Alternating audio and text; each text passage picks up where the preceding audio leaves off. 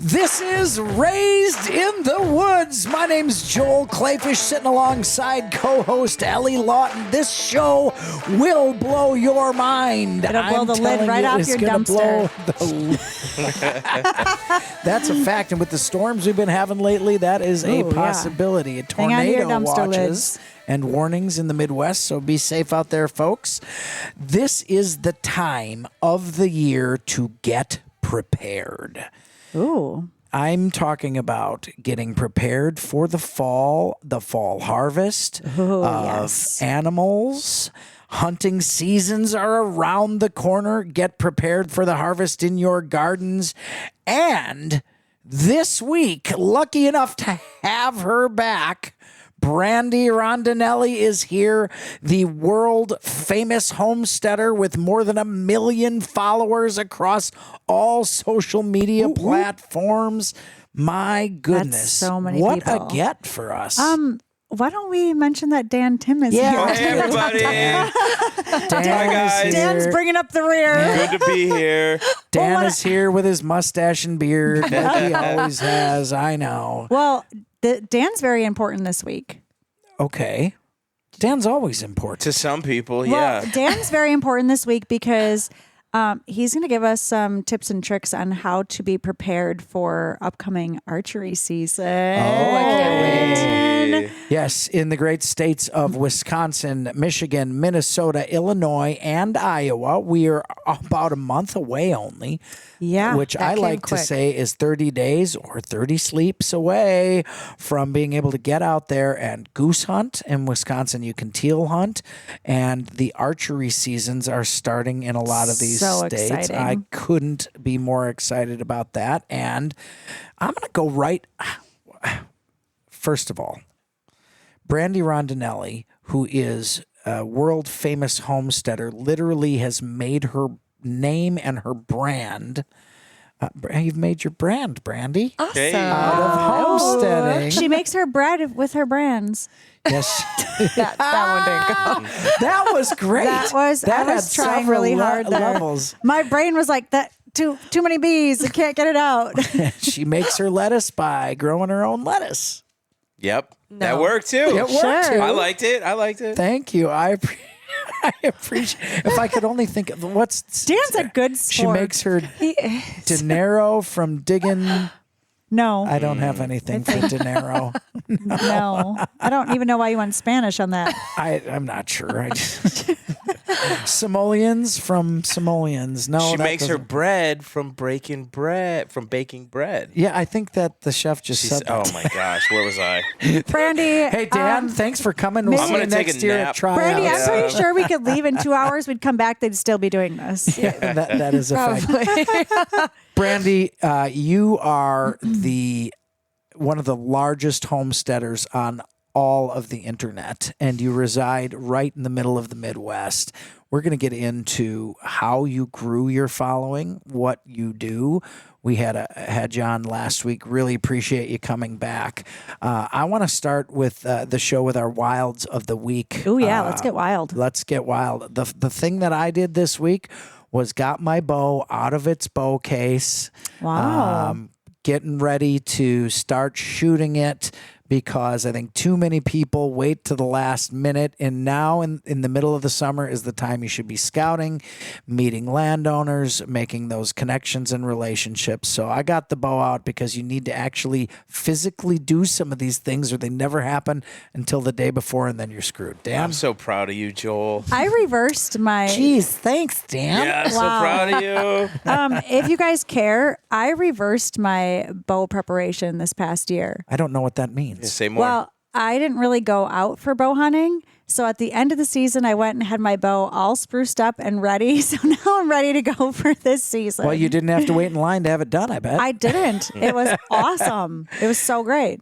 Dan Tim, Yeah. adventurer, outdoorsman, Did you get wild? indoorsman. My What was your wild of the week? my wild of the week is went with a crew, traveled up to Sparta, Wisconsin. Ooh, I like home, Sparta. home of Matthews Archery. Yes. Sparta Rod and Gun Club. They hosted a 100 target archery shoot. So Oh, cool. Wow. yeah, it's normally like a 2-day thing. You get a pin if you score over 1,000. Wow. Yeah, with How did you do? Did you get a pin? I did really well, but here's the thing. So I only got to go Sunday. We work Saturdays at the shop, at the archery shop. So I got up there Sunday, and the group that I was shooting with also went out Saturday. They shot half of each course Saturday. So if I was going to join them, I shot half of each course. I didn't get a full score on either course. So I know I couldn't turn in my scorecard. But did you enjoy yourself? I did really well. Yeah, I did really well, and it's a lot of fun. That's 100 unique targets. So Wow. it's fun to be able to look at different love to go animals. do that. Tyrannosaurus Rex, Stegosaurus. Yes. Wow. Those are tough to find in the wild. Yeah, almost impossible. Although I did see a Fred Flintstone steak once that looked amazing. It barely fit in the car. Yeah. It tipped it over. Dan, we've got a homesteader. Brandy, did you notice I didn't even laugh at that? Yeah, I just thanks shake a my lot. head. I these just didn't times. even Just like, know. I don't think they know the Flintstone reference. Yeah, I that's know the probably. I know the Flintstones. Flintstones. They used to eat those giant steaks. Yes. Remember? And Oh, the I thought car it was would just like a tip turkey over. leg. Well, yeah, they Oh, did yeah, that wasn't too. it a turkey Yeah, I'm leg? thinking actually like think it was a a- steak. I think yeah, it was marbling. It was a brontosaurus leg. That's right. Actually, is Okay, what it okay. I thought they that were was eating. their pet. But Well, no, their pet was a Spinosaurus Rex. As Okay. a matter of fact, Dino. Well, Is that your clearly, favorite those show? are You know the vegetarian. No, but I Flintstones. collect artifacts, and I've got some dinosaur teeth and things around here, so I Okay. do like dinosaurs. Yes. Okay. Shout out to my daughter Ella Rose, who is a museum studies graduate student at Baylor University, and we really get into the dinosaurs. Nobody that's asks cool. adults anymore, what's your favorite dinosaur? No, Oh. they don't. They used to ask us that. I'm as dying to know, kids. Joel. Yeah. Your dino to know. Yeah. Dino to know. Your favorite dino. I'm boring in that category because I'm going to see I'm going to say the Tyrannosaurus Rex is my favorite, and right over there on the corner you'll see a T-Rex tooth. As a the matter of fact. tyrant lizard. Yes, yeah, that's Wow. that's right. Yeah, I love dinosaurs. Although I love the Mosasaurus as well. That's the predecessor to the alligator, and that's fun for me too. But we were way off track. What I was gonna say is we've got a homesteader on the show, and I'm sure she would be happy to make you one of the pins that you didn't obtain at your archery. Oh, that would be amazing. I probably Felt could. pin? I'm I sure could do she that. could. She could homestead something up for you. Oh, Pretty yeah. good. Maybe some moccasins or something. Oh yeah. Leather. You like leather? I love leather. There was actually a leather vendor there. Oh, Oh, cool. cool. Yeah, craftsman. Wow. I Beautiful love thing. Yeah. Brandy, did you crafted get leather. wild? I did in my garden. Nice. That was my Ooh. wild. I am growing so many cucumbers and zucchinis. It's coming out of my ears. So Wow. tomatoes are just a couple weeks away to really come in. So right now it's just all the cucumber salads, all the pickles, all of the zucchini bread. Wow. Well, that freezes really well. It does. Yeah. Besides the fact that I made 2 ginormous loaves, and within a week, my family ate them both. I'm like, oh, okay. That's good. I was like, one was supposed to be for the freezer. Zucchini bread. I mean, you get started on that stuff, and it's Yeah, hard to that's good. stop. It's so good. Pretty soon, you've eaten about 7,000 calories Yep. and 472 grams of carbohydrates. And you're still hungry. Calories feel don't like count it. when you make it yourself, though. Doesn't feel just like I don't. it. wish that were true. So do I. Oh, believe me, food is my favorite dish. I've been growing a food belly for much longer than 9 months. I'll tell you that. Isn't that called a fupa? No, I don't think that's that. Food belly. That's a food puff. That's not what that Oh, folks, if you want to know what that means, look it up on Urban nope. Dictionary because Don't we need can't to. talk about. Definitely Okay, hold don't. on. I'm no, looking this No, up. don't do that. don't do that. Don't do it. Don't. Your do algorithm it. will be screwed forever. Now I'm trying to find out how to spell Please this. do not read Oh, I that found out it. loud when you find. Oh, Okay, correction, folks. Food belly. Oh, food baby. Baby. I'm leaving. What is going on? Love this What show. is happening? Oh my gosh. I'm sweating. Oh dear. Well, that's probably from the. The third trimester food baby. Or that sounds- spicy dish we had for dinner. Yes, that sounds like a Do you guys want to know what my wild of the week was? I do. Yes, please. save me.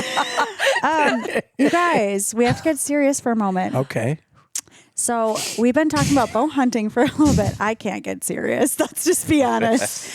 I had the pleasure of volunteering at the Ojibwa Bow Hunters Youth Day. Oh, And you guys, that sounds effing it was precious. so wonderful. Let's get serious here. Oh, sorry. Vertical bows. how old are they? Like the age range? So, you guys, this is so fantastic. They put this event on every year, and it is completely free. It's completely free. Is it over? Well, yeah, it's just one day. Darn. Yeah. Yeah. Not a lot of free events last the for Ojibwa a long Bow time. Hunters group is a fantastic group of people. Yes, so they have kids shooting 3D archery. They have hot dogs and brats for lunch. They have every kid gets a raffle prize, so they register when they get there. And then near the end, they have a ton of sponsors donate cool gifts like outdoor stuff, and all the kids get a gift. So that's really cool. There's different activities. There's face painting.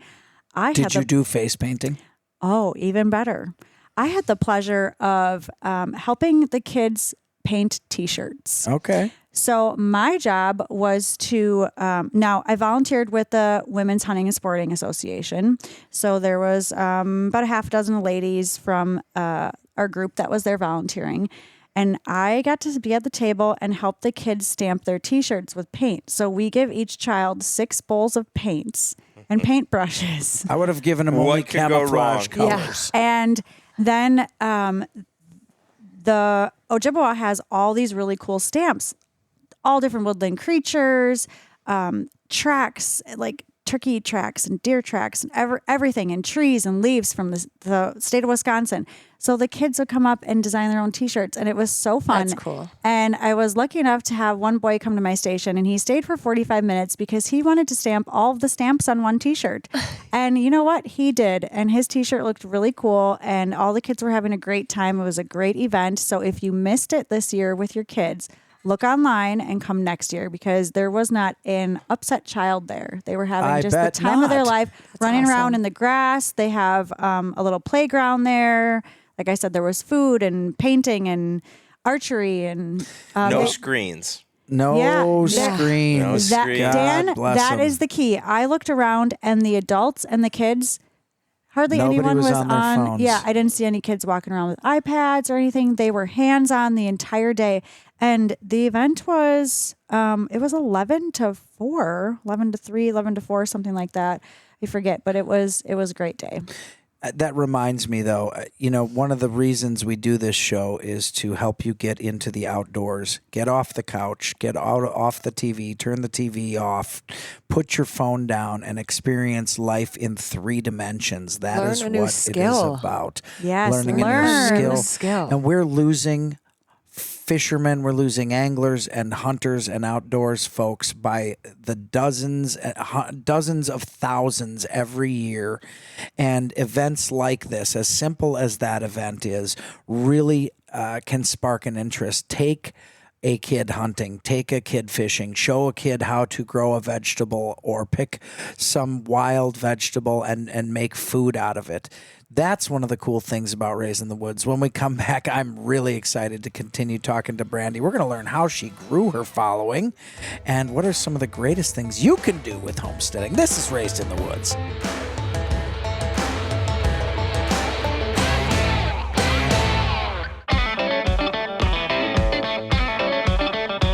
This is Raised in the Woods, your one-stop shop for everything in the great outdoors of the great states of Wisconsin, Michigan, Minnesota, Illinois, and Iowa. My name's Joel Clayfish.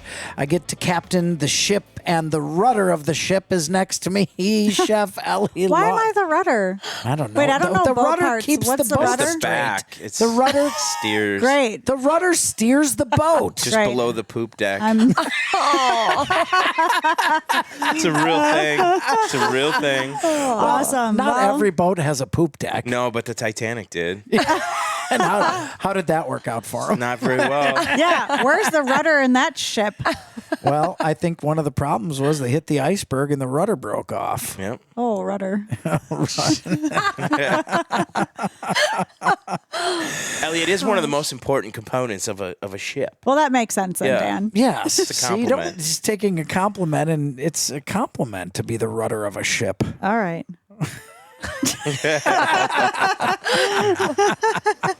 I'm over the ship talk. Yeah. This is a shippy situation. We're deep in this ship. Get your ship out of here. Okay, let's get our ship together. Come on, Dan. You got one more in you. That's it. I'm tapped. I don't think I've ever sweat so much in 15 minutes from heat and laughing combined.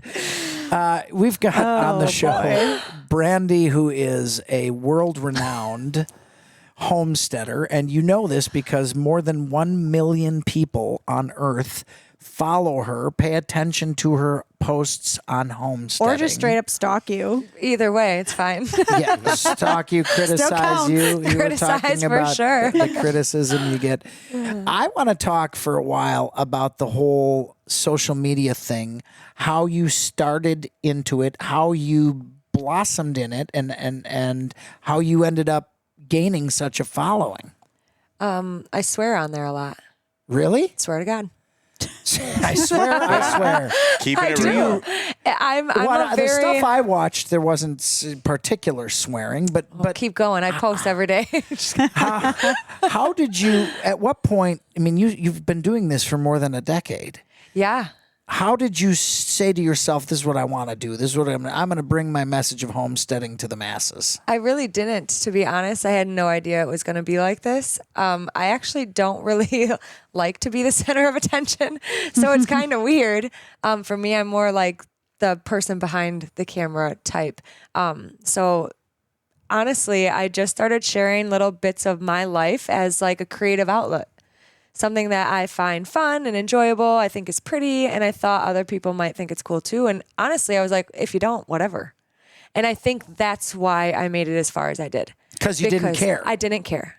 I was authentic to myself, and I was every bit of myself. I am more than just what people normally see. And I wanted them to start seeing that part too. Mm-hmm. So I made sure that I was just 100% myself, and I just happened to share really good information, I guess. That, again, I was like, people probably already know this, but whatever, I'll post it anyways. Right. And that's just how that went. And now I actually am creating ebooks for kids specifically because I have 2 of my own. And I find that it is so important to have kids learn these skills as well. So I actually teach kids how to garden and the ebooks and how to raise backyard chickens and all of that fun stuff. So it's all on my Instagram page at Mother Hen's Homestead, and it's right linked in my bio. Man, that's really cool. That's really I think awesome. what I love about what you said, you really hit on something there. So many people are tryhards. They're trying so hard to be the next Huntress, or they're posting themselves giving little diatribes Or weird of dances. of I weird don't know why. I dances, don't get of those. weird little mantras that they have that they think everybody should subscribe to, and I think we've entered this age of where people think they're just much more important than they actually are. Yeah, and I think I'm the opposite. I think maybe you are, and I think that's probably lent itself to a lot of your success. Yeah, I really don't get it. I don't. Because I look at myself, I'm like, I don't know why you guys like me or follow me. It's maybe childhood trauma. I don't know. But I'm like, I don't get it. But hey. a whole different show, Brandy. But I love it. Thanks. You know? When you started seeing this growing in like not numbers of like, hey, a few hundred, now it's a few thousand. Now we're talking tens of thousands, hundreds of thousands. What occurred to you when you started seeing this? They really like me. And they like me. They really like me. When did you notice that the followers were really starting to stack on? Like, was there a certain point you hit or certain things you were doing? Were there viral videos? Were there... So a lot of people think that one viral video is going to change their life, and it doesn't. Mm-hmm. Unfortunately, with the algorithm nowadays, it's really like you have to be consistent. Mm-hmm. People, it can't just be a one and done. a one-hit wonder, should you say. You really have to be consistent and continuously making good original content. Sure. Everything has been done on the internet, it feels like. It is saturated. So the algorithm knows if something has been posted or not. And sometimes, it does well and sometimes it doesn't. For the most part, though, being original, being funny, being authentic, being yourself. Something I never, ever did was I never boosted a post. I've never paid for followers. I've never paid for ads or marketing. I've 100% organic and authentically grown my page. And I do think if people do dabble in that, I think it ruins them in the long run. Mm-hmm. Really? I actually just think that's great advice, because that taps into something that is so missing in society, which is creativity anymore. We rely so deeply on social media and the availability of the internet to know everything. Yeah, to do everything for us. We don't have to think anything There's anymore. no creativity anymore. You don't see original poetry, original writing. I mean, AI can write it for you now. You put in a couple thoughts. And I've always said in life, if you are a good writer and a creative writer, you can accomplish anything, because you're digging into yourself to find a creative way to explain something or to do something. I think maybe you've tapped into that a little bit. And I think authenticity is a big part of it as well. And people certainly see that. I'm really excited because we're going to hear a lot more about Brandy's journey, how she became this internet celebrity in homesteading. And we're going to talk about homesteading too. And of course, our recipe of the week. This is Raised in the Woods.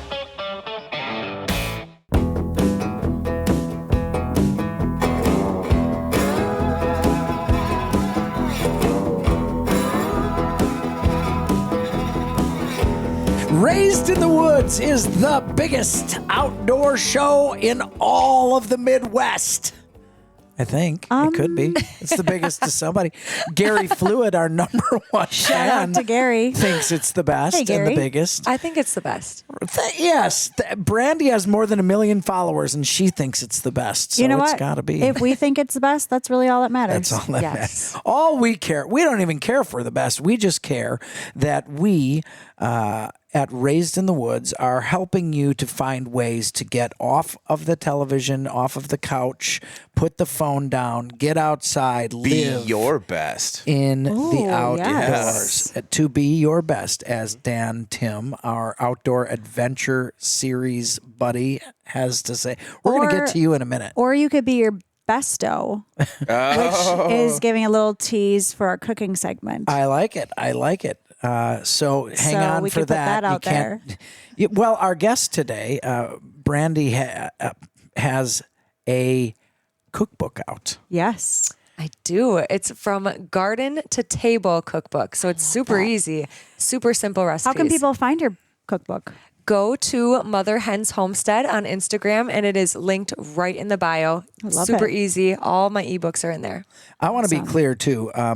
Brandy Rondinelli is not just somebody who's got a cookbook. She is one of the largest internet presence in the world when it comes to homesteading. She's got 1 million followers across social media, and she is out there being herself, doing her thing, and helping folks actually learn how to homestead, how to do it yourself. And what a great thing to have on Raised in the Woods. We How cool. talk field to table all the time, which has kind of become almost an overused nomenclature in the area of the outdoors. But I can't think of a better way to say it. I can't either, and I can't be more excited about the fact that now people are talking about hunting and angling and foraging, and they're focusing on using what you kill, which is the ethical way to do it, which is Yes. what I love. So I want to talk for a minute about some of the homesteading ideas you have. You're one of the biggest homesteaders on the internet. Last week you talked about starting sourdough.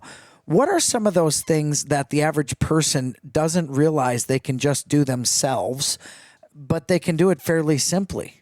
Growing your own food is more simple than people think, and you can do it anywhere.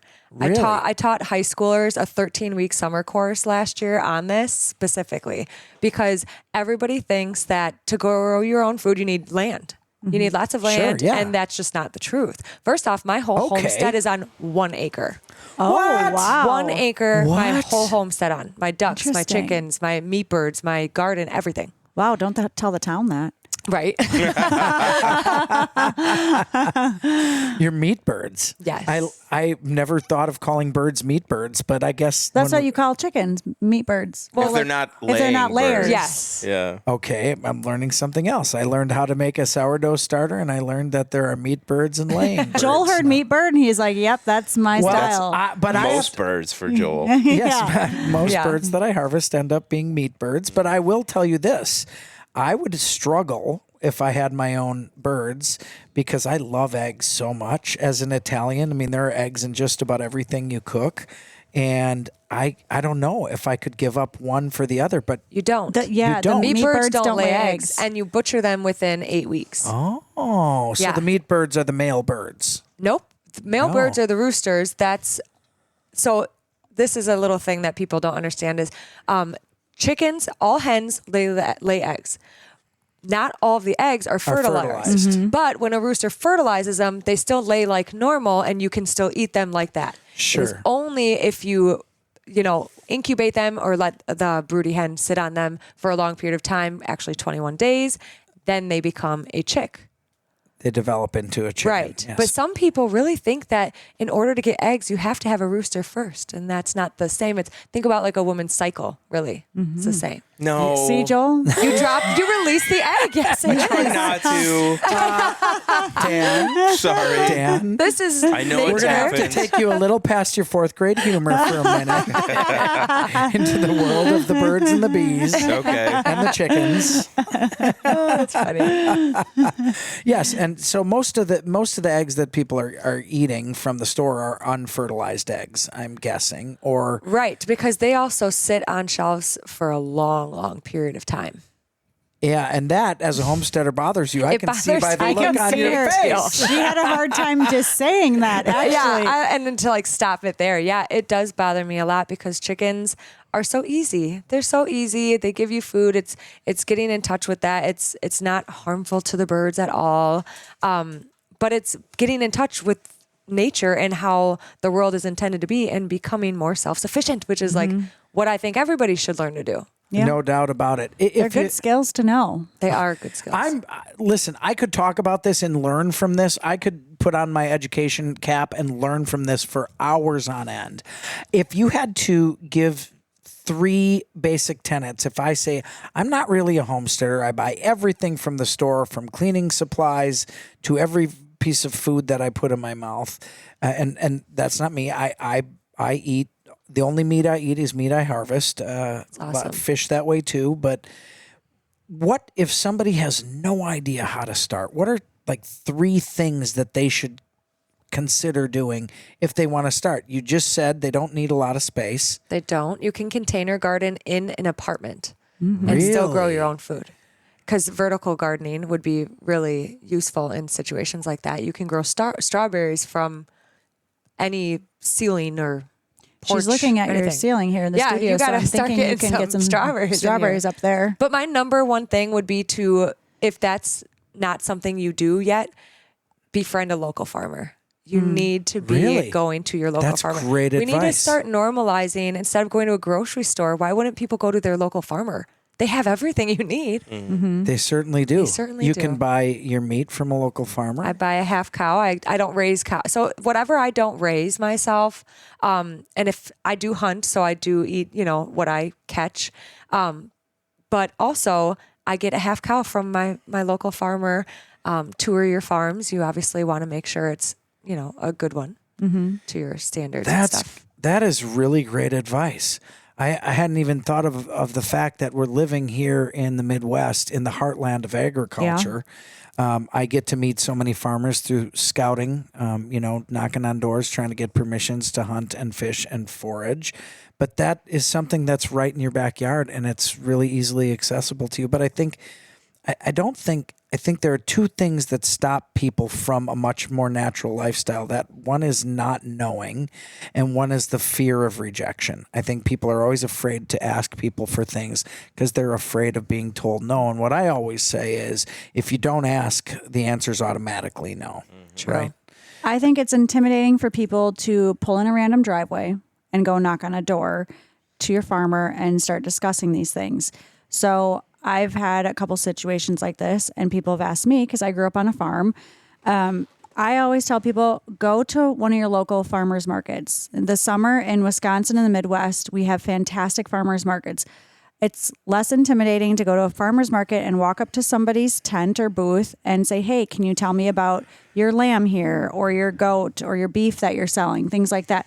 Go there, network that way, get your connections that way, because then, number one, you can hit more spots, right? At one spot, at one place. You don't have to drive everywhere, and you don't have that intimidation of going up or knocking on the door if you're worried about that. But a lot of farmers have country stores. Yes, they So do. a lot of them have little Yes, they markets. do. Yeah, or right little there. like roadside stands Yes. or whatever, Yep. if you don't even want to talk to anybody. Right. And you can just community. I'm all about community. So being able to reach out in your community, hey, where did you go for this? Right. Do you know of anyone that does this? You know, and just branching out and figuring it out. Yeah.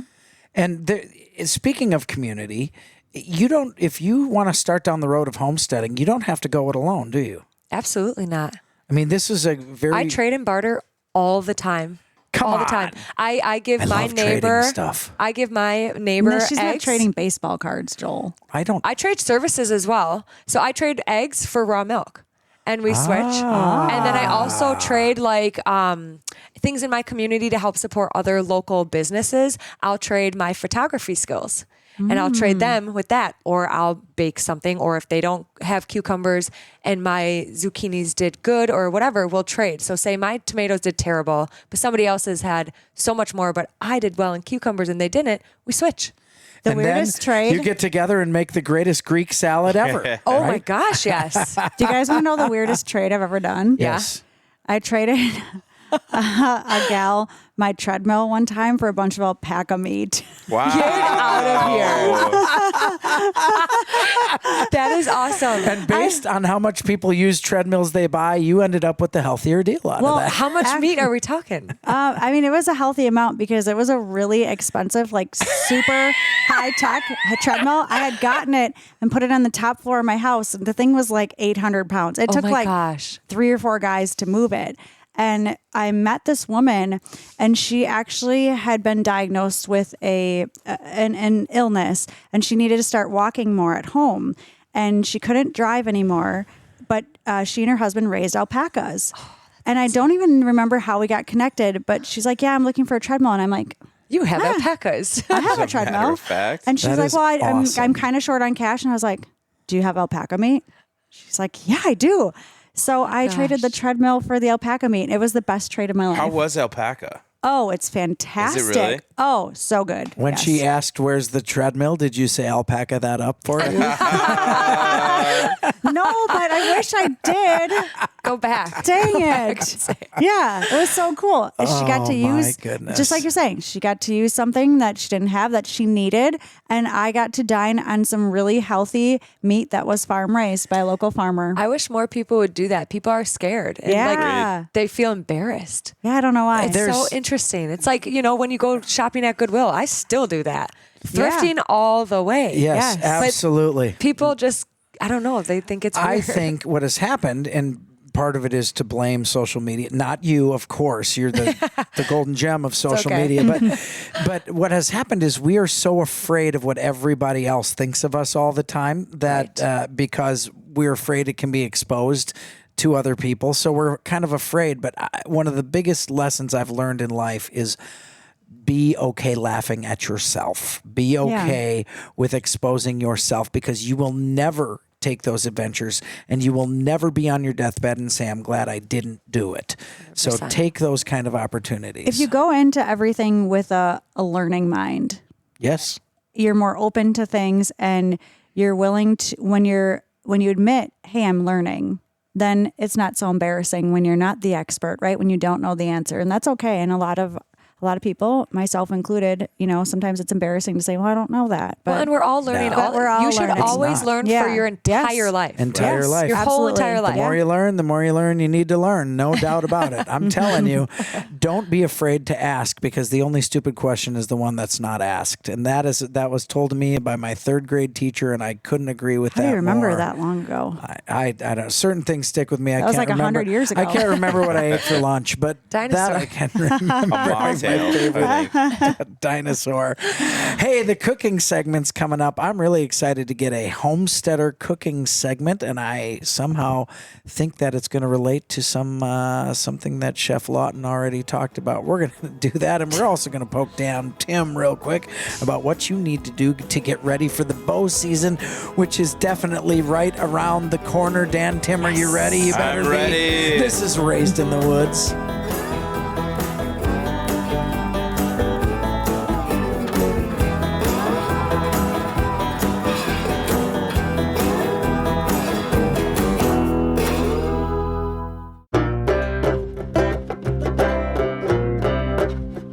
Raised in the Woods, what to do in the outdoors, how to bring it inside. Those freezers should be getting empty right now, but that's all right because bow season's right around the corner. My name's Joel Clayfish. Shelley Lawton's here. Brandy Rondinelli, world famous homesteader, is here, but so also is Dan, the archery man, Tim. I love it. I love it. Archery's right around the corner. What do people need to be doing like right now or starting yesterday? So archery is a year-round hobby. Bow hunting is the reward. Now I know that's not the case. Dan Tim. Now I know that's not the case for Thank everybody. you, Daniel-san. That was Yeah. that was very It's nice. legit. I live it, and I tell people that all the time. Because this time of year, we get people coming in. I've never shot a bow before. I want to get into bow hunting. And it's like, hold on, step back. You want to get into archery first and foremost. Bow hunting is the reward for preparation with your hobby and your new skill to translate to harvesting an animal. And it's only a small part of it. That's really deep, and I like that. Yeah. It's real. So how then? What now? What does the beginning hunter Step one. do, and what does the veteran hunter do? As Joel did, you pull your equipment out, wipe the dust off of it, right? Familiarize yourself with it. Quick visual inspection. Make sure everything looks like it where it should be. And, if you feel comfortable, take it out, set up your target, right? Flex test your arrows. That's something I think almost nobody does. But every arrow manufacturer will tell you, give it a little bend, make sure there's no noises, check your nocks, make What sure if there's there's no noises? cracks. Throw it away. Okay. Right? If your arrow is compromised and you go to shoot that arrow, it acts as a dry fire in the bow and complete catastrophe. Really? That's Yep. good for everyone Yep. to know. I Yeah. never realized Check that. your nocks too, because that is the exact contact point between the arrow and the bowstring. And if something goes wrong there, it's the same thing. It acts as a dry fire, which is also like never pull your bow back without an arrow in it, which is something we Ooh, see way too yes. frequently. Yes. If something looks off or you're just not comfortable with it, bring it to your local archery shop. Bring it to Whale Tails Archery. We're happy to help you. Put it on the draw board, pull it back, ensure everything is safe. We've got a range right there. Most shops do. You can shoot it there. Make sure everything feels good. If something feels off, something likely is off. So if you've never changed the strings on your bow or crossbow, and it's been more than a few years, it might be time. Mm-hmm. It's not necessarily things are going to go terribly wrong, but for maximum performance, I think we owe it to the animals to make sure that the equipment is working. That's a great point. Top notch.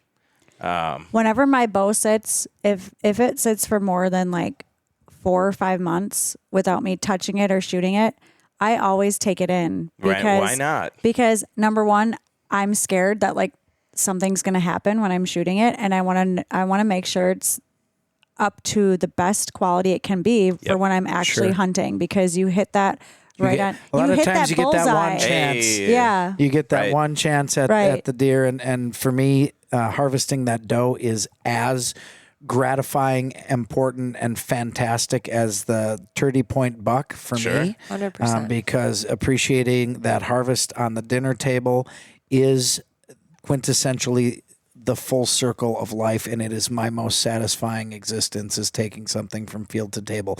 And Brandy, you are kind of an expert on taking things from field to table. You've got the recipe of the week this week. I want to hear it. I'm What excited is the about this Homesteader one. recipe of the week? I do. Okay. From your cookbook? From my cookbook. Hey. Yes. So I just came out with this garden to table cookbook. So the recipe of the week is homemade basil pesto pasta. And I renamed it as the Besto Pesto. Forget about the resto. This is your pesto. And it's the best. Absolutely. And you know what I love about it? It's so fresh, and you can actually make it, and then it can sit in the fridge for a long period of time too, which Ooh, we is super like nice. that. But the ingredients are super simple, and most people have them in their garden, and it's basil. So 2 cups of basil leaves, 1/4 cup Parmesan cheese, Oh, we love that. So there's a lot of protein in lots this of recipe. protein, 1/4 cup of nuts. So this can be pine nuts or walnuts. Can you do it without? You can. Okay. I have done it without before. I like the fact that you can use several different types of nuts. So even if someone's allergic to Because you're one but nutty? not the other, and I'm awfully nutty. Basil's so easy to grow. So easy. And you know what? You can do the same exact recipe with lemon balm. So Really? lemon balm. Lemon balm so pesto is nutritious. so Okay. good. So also you get 1 garlic clove, 1/4 cup olive oil, and then you can either let that stand and have pesto, or you can also do the cooked pasta, which you then just blend all the basil, the cheese, the nuts, the garlic, the olive oil, and you toss it with warm cooked pasta. Then you can Yummy. sprinkle the Parmesan cheese extra right on top. And it is Gosh. so refreshing and so good. That is so simple. I And want to eat that right now. It's I so know. simple, but With lemon sounds balm. so delicious. Yes. Guys, we just ate. We just ate and I'm hungry Yeah, for that. I know. Me too. I should have brought it. Hat tip to Chef Lawton, who made a fantastic multi-venison wild game So good. Thank you. enchiladas for dinner. It was we farm do and like field to eat. enchiladas. It was amazing. It was fantastic, but try that It was the basil pesto recipe Without the and pesto. It will, you can use that recipe to lower your basal metabolic index, your BMI. There you oh go. my goodness! There you go. Wow, I that was couldn't- a stretch. I couldn't help it. Wow. Folks, we're about a month away from the hunting seasons throughout the Midwest, and we are definitely in the harvest seasons here. Try something new. Don't be afraid. Don't be afraid to laugh at yourself, because goodness knows you listen to the show and laugh at us, and we're good with that. Get off the couch. Get into the outdoors. Brandy, you've been fantastic. I hope you come back to be on the show again with us. Learned a great deal. Want to learn a lot more. Dan Tim, our outdoor adventurist and archery expert, thanks for being here. Thank you. Chef Lawton, great food before the show. Fantastic job. If you haven't caught us live Saturdays at 11 a.m. on your Civic Media stations, check us out on civicmedia.us. You will have a great time. Get into the outdoors. This is Raised in the Woods.